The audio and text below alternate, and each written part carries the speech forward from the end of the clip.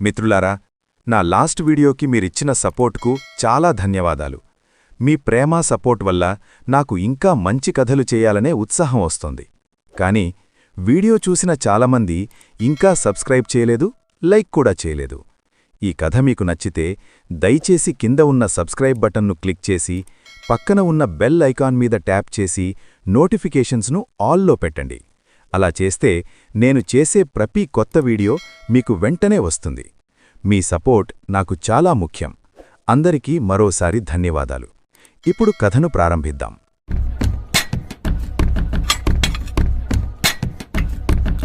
ఆ పల్లెటూరిలో రామయ్య తాత ఇల్లు ఒక పెద్ద పెంకుటిల్లు. ఇంటి ముందు విశాలమైన వాకిలి, ఆవులపాక, చుట్టూ పూల మొక్కలు. రామయ్య తాతకి 70 ఏళ్లు పైనే ఉంటాయి. ఆయన ముఖం నిండా ముడతలు పడినా కళ్ళలో మాత్రం ఎంతో శాంతం, అనుభవం కనిపిస్తుంటాయి. ఒకప్పుడు బడిపంతులుగా పనిచేసిన ఆయనంటే ఆ ఊళ్ళో అందరికీ ఎనలేని గౌరవం. ఆ పెంకుటింట్లో ముందు గదిలో గోడకు ఒక పెద్ద చెక్క గడియారం ఉంటుంది. అది రామయ్య తాత తండ్రిగారు కొన్నది. కింద ఒక ఎత్తడి పలకం అటూ ఇటూ కడుగుతూ అని లయబద్ధంగా శబ్దం చేస్తూ ఉంటుంది. ఆ గడియారం శబ్దం ఆ ఇంటికి ప్రాణం లాంటిది. అర్రెరే, అప్పుడే తెల్లారిపోయిందా? కాలం ఎంత తొందరగా పరిగెడుతోందో! ఈ గడియారం ముళ్ళు తిరిగినంత వేగంగా నా వయసు కూడా తిరిగిపోతోంది. ఏం పంతులు గారు, పొద్దున్నే ఆ పాత గడియారంతో కుస్తీ పడుతున్నారు? అది నడిచి నడిచి అలసిపోయినట్టుంది. తీసి పక్కన పడేయక ఇంకా దాంతో సావాసమైందయ్యా. అలా అనక పుల్లయ్యా, ఇది వట్టి యంత్రం కాదు, నా తండ్రి నాకిచ్చిన ఆస్తి. నేను పుట్టినప్పటినుంచి దీని సవ్వడి వింటూనే పెరిగాను. మనుషులు వదిలేసిపోతారేమో కాని ఈ గడియారం నన్ను ఎన్నడూ వదిలిపెట్టలేదు. ఖచ్చితంగా కాలం చెబుతూ నా బాధ్యతలను నాకు గుర్తు చేస్తూనే ఉంటుంది. మీ పాతవాళ్లకు పాత వస్తువుల మీద మమకారం ఎక్కువే. సరే పంతులు గారు, మా పొలంలో ఆ గట్టు తగాదా ఒకటొచ్చింది.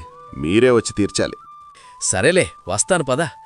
కాలం అన్ని గాయాలను మాపుతుంది, అన్ని తగాదాలను తీరుస్తుంది అంటూ తాత కర్ర పట్టుకుని పుల్లయ్యతో కలిసి బయటకు నడుస్తాడు. కొద్దిసేపటికి వాకిట్లో మోటారు బండి సప్పుడు వినిపించింది. పట్నం నుంచి రామయ్య తాత మనవడు సూరిగాడొచ్చాడు. అరే, మా సూరిగాడొచ్చినట్టున్నాడే!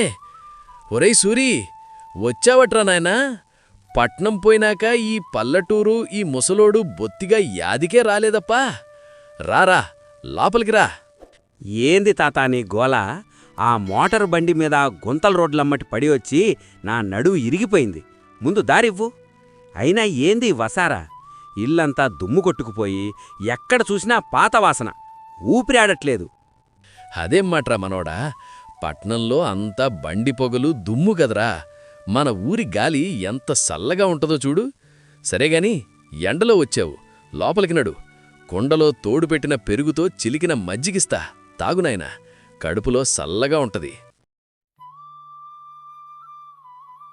నాకీ పుల్లటి మజ్జిగలు వద్దు తాత. పట్నంలో మేం రంగుల నీళ్లు తాగుతాం. ఈ పల్లెటూరు తిండి నా వల్ల కాదు. పోనీలేరా, నీ ఇష్టం. అయినా అంత దూరం నుంచి పట్నం వదిలి మన ఊరికెందుకొచ్చినట్టు? ఏమన్నా పండగ సెలవులిచ్చారా? సెలవులు కాదు తాత, నేనిక్కడికి వచ్చింది పట్నం బట్టలు తెచ్చి ఈ ఊళ్ళో అమ్మి పెద్ద బేరం చేద్దామని. నా దగ్గర కొత్త రకం బట్టలున్నాయి. ఈ ఊరి జనాలకు పట్నం మోజు చూపిద్దామని వచ్చా. 2 రోజుల్లో పెద్ద షావుకారైపోటా చూడు. సంతోషం నాయనా, నువ్వు ప్రయోజకుడివైతే అంతకన్నా కావాల్సిందే ఉంది. మన ఊరి జనాలకు మంచిగా నమ్మకంగా బట్టలిస్తే వాళ్లే ఆదరిస్తారు. గర్వం మాత్రం పనికిరాదురా సూరి. నా బేరం సంగతి నేను చూసుకుంటాగాని నువ్వు ముందు కాసేపు సప్పుడు చేయకుండా ఉండుదాతా. నాకు ఈ పాత చెక్క మొక్కను ఇంకా ఎవరైనా గోడకు తగిలేస్తారా? ఒరే సూరి, దాన్ని ఏమనకురా. అది వట్టి గడియారం కాదురా, మీ ముత్తాతల కాలం నాటిది.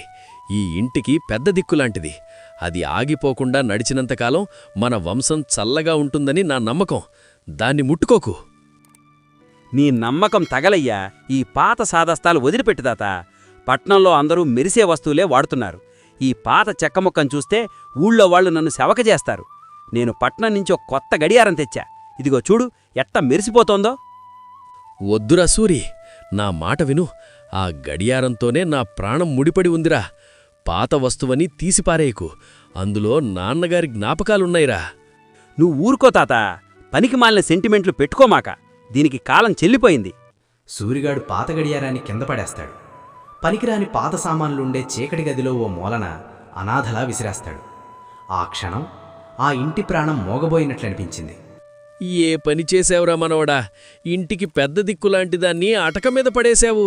చూస్తూ ఉండు, కాలం ఎప్పుడూ ఒకేలా ఉండదు నాయనా. పాతదాని విలువ తెలిసొచ్చే రోజొకటుంటుంది. అప్పుడు నువ్వే దాన్ని వెతుక్కుంటూ వెళతావు. సరే సరే, ఆ సోది ఆపి నాకు ఆకలేస్తోంది, తినడానికేమన్నా ఉంటే పెట్టు. రేపట్నుంచి నా బేరం ఎట్ట సాగుతుందో నువ్వే చూద్దుగా. The next day. మరుసటి రోజు ఉదయం ఊరి మధ్యలో ఉన్న రచ్చబండ దగ్గర సూరిగాడు రంగురంగుల బట్టల అంగడి పెడతాడు. పట్నం నుంచి తెచ్చిన బట్టలు ఎగబెట్టి ఊరి జనాలను పిలుస్తుంటాడు. రండి, రండమ్మా రండి, పట్నం బట్టలు తెచ్చాను. ఊళ్ళో ఎక్కడా దొరకని కొత్త రకం బట్టలు. చూస్తే కళ్ళు చెదిరిపోవాలి. రండి రండి. ఏందయ్యా సూరి, ఈ చీర భలే మెరిసిపోతోంది గాని గుడ్డేమో పల్చగా ఉందే.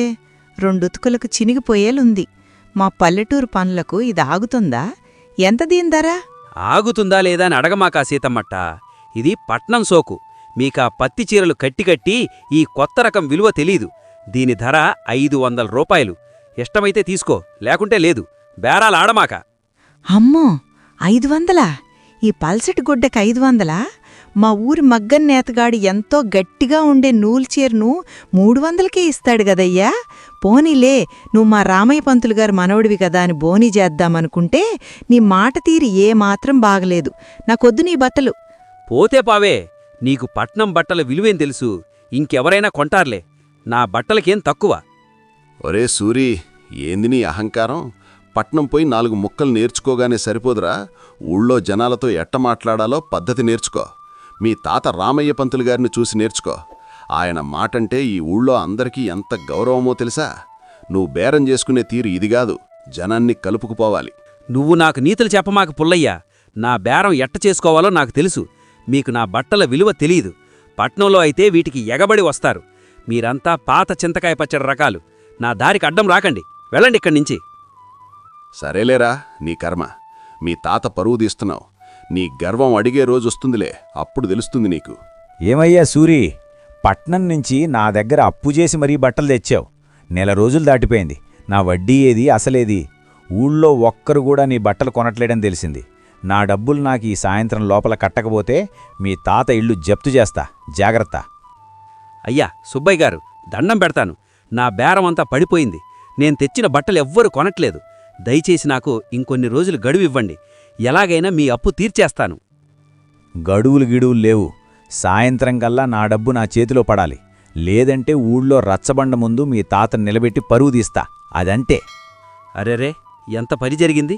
నా గర్వం వల్ల చేసిన అప్పులన్నీ నా మెడకు చుట్టుకున్నాయి. ఊళ్ళో జనం ఎవ్వరూ నన్ను పలకరించట్లేదు. నా పట్నం చదువు, తెలివితేటలు ఏవీ ఈ కష్టం నుంచి నన్ను గట్టెక్కించట్లేదు. ఇప్పుడా సుబ్బయ్యగాడు అప్పు ఎలా తీర్చాలి? మా తాత పరువు ఎలా కాపాడాలి? నాకు ఏ దారి కనిపించట్లేదే. దేవుడా, నేనెంత తప్పు చేశాను!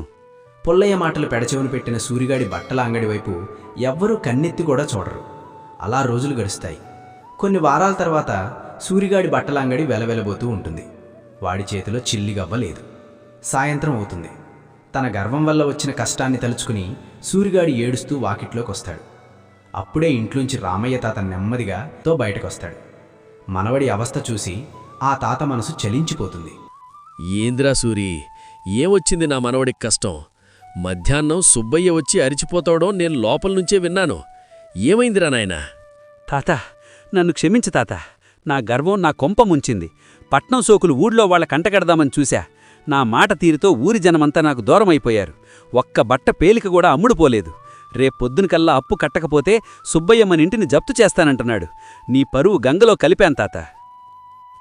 ఏడవకురా పిచ్చోడా. కష్టం మనిషికి రాక మానాలకొస్తుందా? నా వెంట లోపలికి రా. తాత, ఈ ఆపద సమయంలో ఆ పాత చెక్క ముక్కతో నీకేం పని? అప్పుడెప్పుడో పాడైపోయింది కదా అది.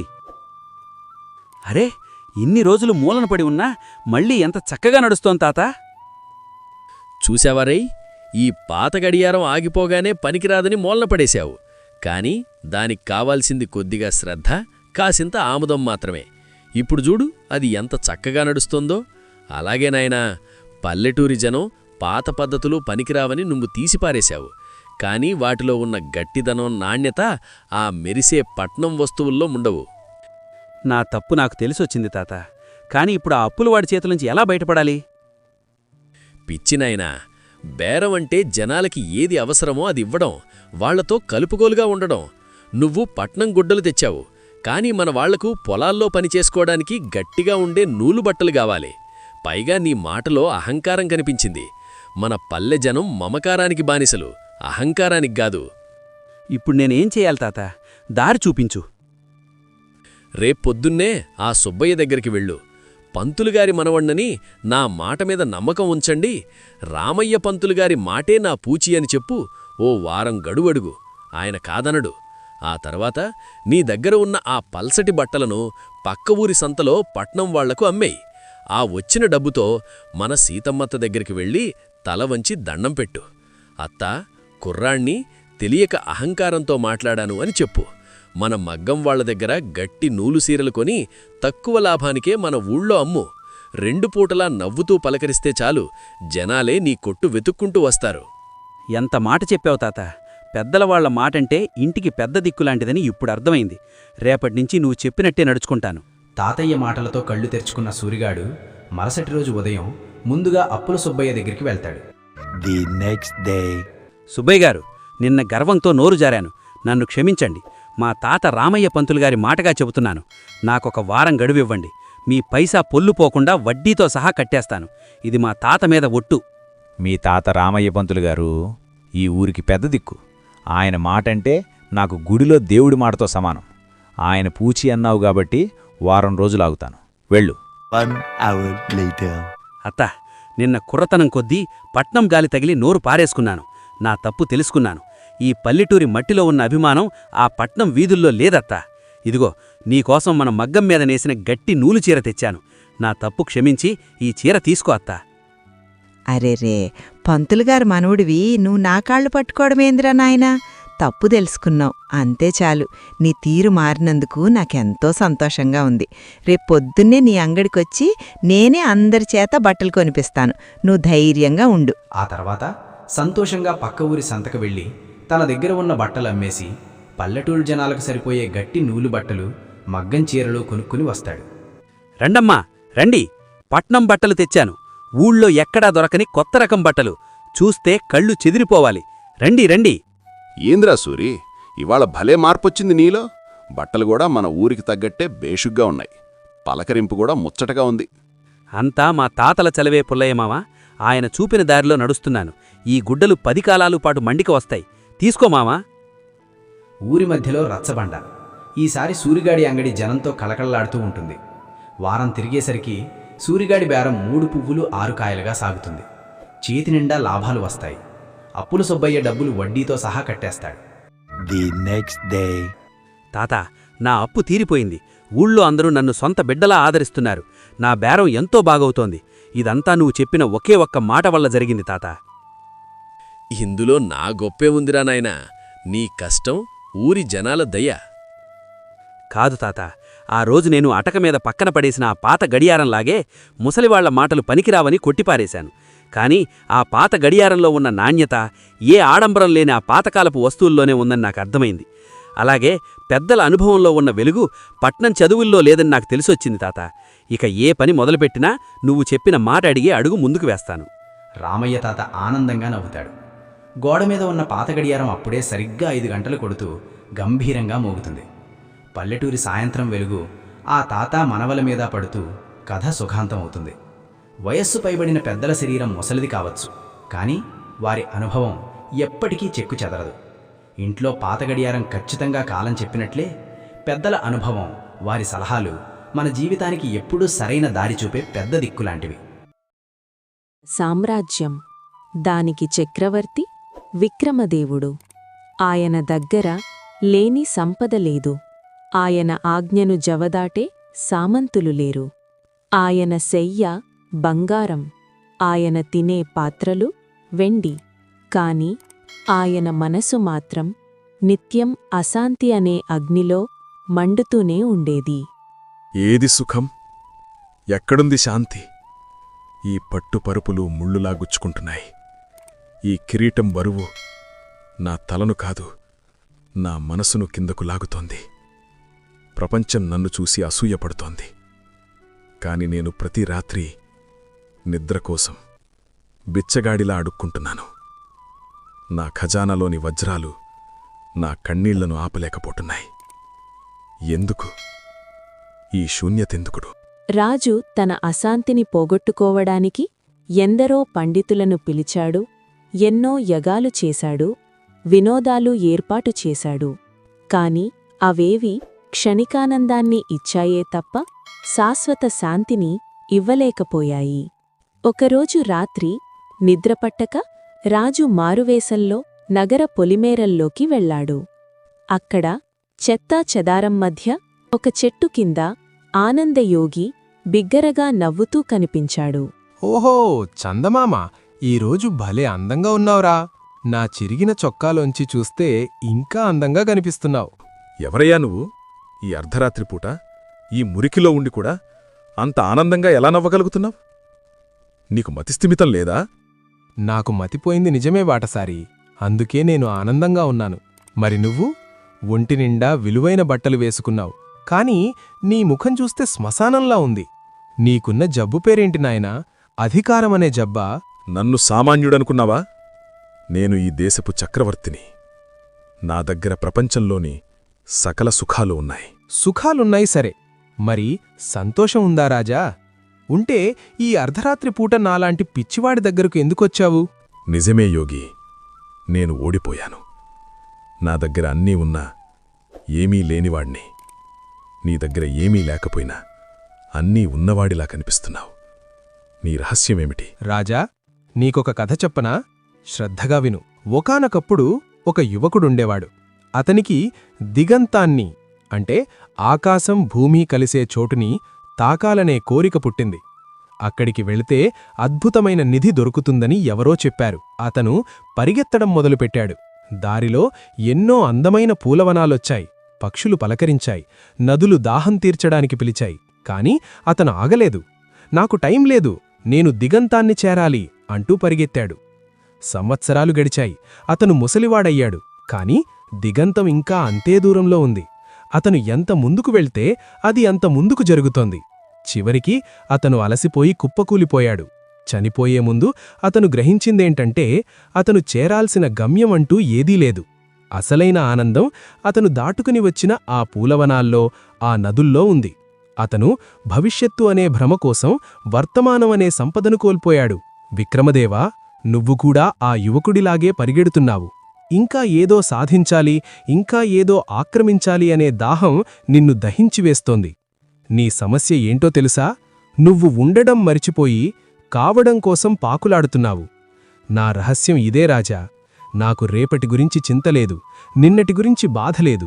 ఈ క్షణంలో ఈ మంట వెచ్చదనం, ఆ చందమామ వెలుగు, ఇంతకు మించి నాకేం కావాలి? నేను దేనికీ యజమానిని కాదు, అందుకే దేనికీ బానిసనూ కాదు. అంటే నన్ను రాజ్యం వదిలేసి సన్యాసిగా మారమంటావా? అదేం పిచ్చి ఆలోచన! రాజ్యాన్ని వదలొద్దు, రాజ్యం పట్ల ఉన్న వ్యామోహాన్ని వదులు. నువ్వు సింహాసనం మీద కూర్చున్నా సరే అది కేవలం ఒక బాధ్యత అనుకో. అది నీ సొంతం అనుకుంటే బరువు, సేవ అనుకుంటే ఆనందం. నీ మాటలు అద్భుతంగా ఉన్నాయి యోగి. నా అశాంతికి కారణం నా కోరికలే అని అర్థమైంది. నీకు కృతజ్ఞతగా ఏదైనా ఇవ్వాలనుంది. ఇదిగో ఈ రత్నాల హారం తీసుకో. రాజా, ఇది చాలా బరువుగా ఉంది. దీన్ని కాపాడుకోవాలంటే నాకు నిద్ర పట్టదు, దొంగల భయం పట్టుకుంటుంది. నా ప్రశాంతతను చెడగొట్టే ఈ రాయి నాకెందుకు? యోగి, ఏం పనిచేశావు? దాని విలువ కొన్ని గ్రామాలు కొనొచ్చు. చూశావా రాజా, అది నా చేతిలో ఉన్నంతసేపు నువ్వు ప్రశాంతంగా ఉన్నావు. కాని అది మంటలో పడగానే నీలోని అశాంతి మళ్లీ బయటపడింది. అంటే నీ సుఖం ఆ వస్తువులో ఉందన్నమాట. వస్తువులను ప్రేమించేవాడు మనుషులను ప్రేమించలేడు రాజా. ఆ క్షణంలో రాజుకు జ్ఞానోదయమయ్యింది. విలువ అనేది వస్తువులో ఉండదు, మనసులో ఉంటుందని అర్థమయ్యింది. ఇన్నాళ్ళు నేను బంగారు పంజరంలో బంధినై ఉన్నాను. ఈరోజు నువ్వు నా పంజరం తలుపులు తెరిచావు. ఇప్పుడు నేను స్వేచ్ఛావిహంగాన్ని. ఇకపై నేను రాజుగా కాదు, ఒక సేవకుడిగా ఈ రాజ్యాన్ని పాలిస్తాను. రాజుగారి మంచితనాన్ని అలుసుగా తీసుకుని ఉత్తరదేశపు రాజు రుద్రసింహుడు విక్రమదేవుడి రాజ్యంపై దండెత్తాడు. విక్రమదేవుడు సన్యాసిగా మారిపోయాడు, కత్తిపట్టడం మరిచిపోయాడు అని అందరూ అనుకున్నారు. మహారాజా, మన పొరుగు రాజ్యం కళింగ ప్రస్తుతం కరువుతో బలహీనంగా ఉంది. ఇదే అదను. మనం దండెత్తితే సులభంగా ఆ రాజ్యాన్ని మనలో కలుపుకోవచ్చు. మన ఖజానా నిండుతుంది. మంత్రి, ఒకప్పుడు నేను నీలాగే ఆలోచించేవాణ్ణి. బలహీనుణ్ణి కొట్టడం వీరత్వం అనుకునేవాణ్ణి. కాని చెప్పు, పక్కవాడి ఆకలి మన ఆకలిని తీరుస్తుందా? కాని ప్రభూ, రాజనీతి ప్రకారం రాజ్యాన్ని విస్తరించడం మన ధర్మం కదా? కాదు, ప్రజలను రక్షించడం ధర్మం. ఆక్రమించడం అహంకారం. కరువుతో ఉన్న రాజ్యం మీద కత్తులతో వెళ్లకూడదు, అన్నం బండ్లతో వెళ్ళాలి. వెంటనే మన ధాన్యాగారాల నుంచి కళింగ దేశానికి ఆహారం పంపించండి. ప్రభూ, ఇది తప్పు. శత్రువుకు సాయం చేస్తే మనల్ని పిరికివాళ్లనుకుంటారు. రేపు వాళ్లే మనమీదకు వస్తారు. సేనాపతి, భయం ఉన్నవాడికే శత్రువుంటాడు. నాకు దేనిమీద ఆశ లేదు, అందుకే నాకు ఎవరివల్ల భయం లేదు. ప్రేమతో గెలిచిన రాజ్యం శాశ్వతంగా ఉంటుంది. కత్తితో గెలిచిన రాజ్యం రక్తాన్ని మాత్రమే మిగులుస్తుంది. ఇది నా ఆజ్ఞ. ఏమిటి విక్రమదేవా, యోగిలా మారేవట కదా? నీ రాజ్యాన్ని నాకు రాసిచ్చి అడవికి వెళ్ళిపో. ప్రాణాలతో వదిలేస్తాను. రుద్రా, నేనీ రాజ్యాన్ని ఎప్పుడో వదిలేశాను. ఇప్పుడు నేను పాలిస్తున్నది ప్రజల హృదయాలను. ఈ మట్టిముక్క కోసం నీవింత రక్తం ఎందుకు చిందిస్తావు? నీకు కావాలంటే చెప్పు, యుద్ధం లేకుండానే ఇస్తాను. అంటే ఓటమి ఒప్పుకున్నట్టేగా? పిరికి పందా. చంపు, నన్ను చంపేయ్. చంపడానికి నేను యముడిని కాదు, మనిషిని. రుద్ర, గెలుపు ఓటములు అనేవి మనసులోని భ్రమలు. నువ్వు అధికారం కోసం యుద్ధం చేశావు, నేను బాధ్యత కోసం చేశాను. అందుకే నేను గెలిచాను. వెళ్ళు, బ్రతుకు. విక్రమదేవా, నన్ను ఓడించింది నీ సైన్యం కాదు, నీలో ఉన్న ఆ ప్రశాంతత.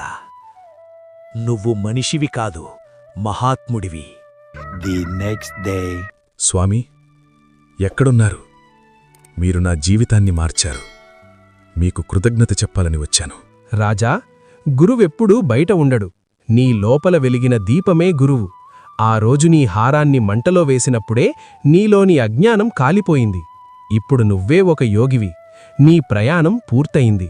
ఆనందమంటే పొందడం కాదు, ఉండడం. కేవలం ఉండడం. ప్రపంచాన్ని జయించినవాడు కాదు, తన మనసును జయించినవాడే నిజమైన చక్రవర్తి. సంతోషం అనేది ఈ కథ మీకు నచ్చితే ఒక లైక్ ఇవ్వండి. ఇలాంటి మంచి కథలు ఇంకా రావాలంటే నా ఛానల్ని సబ్స్క్రైబ్ చేయండి. మీ ఒక్క సపోర్ట్ నాకు పెద్ద మోటివేషన్.